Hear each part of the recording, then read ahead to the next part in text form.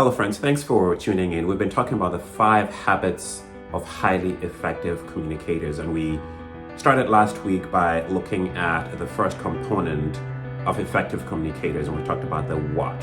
Communication is said to be an art, right? And it comprises several factors. The what, which is the message, the how, which is how you're saying it, when, which is the timing, where, which is your environment, and who you're talking to, right? The recipient or the audience.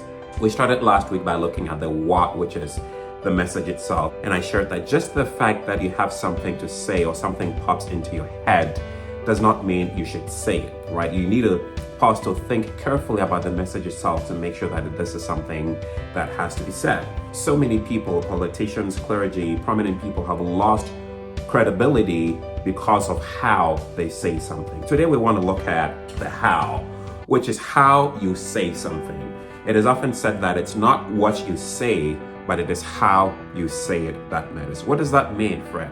Let's take a classic example.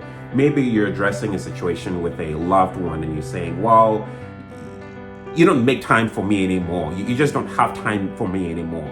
Rather than saying something like that in that direct manner, you can say, I feel like we don't spend time together anymore, right? You're removing the object, or you're moving the emphasis from the person, and you're kind of generalizing it by saying, well, I feel, right? You're taking the emphasis from that person and you're placing it now on you.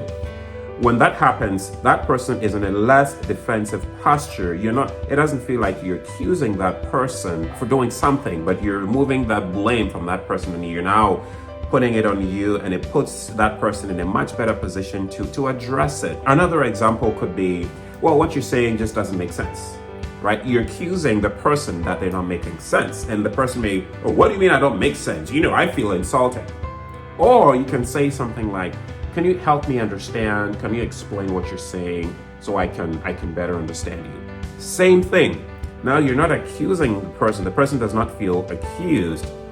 Now you're putting the situation, you're putting the object on the emphasis on you. Help me understand that. So it puts the person in a much better situation to explain themselves. It creates trust, it creates credibility, it fosters healthy relationships, right? Someone may say, well, but I just want to be direct. I don't want to tiptoe. I don't want to walk on eggshells. I just want to say it like it is. Yes. But it is an art. You can say things that way. You can be direct. You can go at it however you feel. But there is also a risk when you do that. People don't trust you. They see you as too accusatory, and people tend to remove themselves from you. I've seen this play out in the workplace. I've seen this play out in relationships. People just don't want to engage with you, not because you're a bad person, but it's because of your delivery. It's because of the how. So next time you want to say something, think about what you want to say. Think about the delivery. Think about the how. And ask yourself, is there a better way for me to say this? Right? Put yourself in the recipient's shoes and repeat that and see how you'd feel if that question were directed to you, or that statement were to be directed to you that way. Think about the how. How can you say this in a way that doesn't come across as accusatory, that doesn't come across as blaming someone, and look at it from a general perspective. Instead of, oh, you're doing this or you're not doing this, you can say, well, maybe I'm missing something. Help me understand this, right? Same message, but there is a different approach. It's all about the art, right? So remember this. It's not what you say, but it is how you say it that matters. Thank you for watching. Think on these things.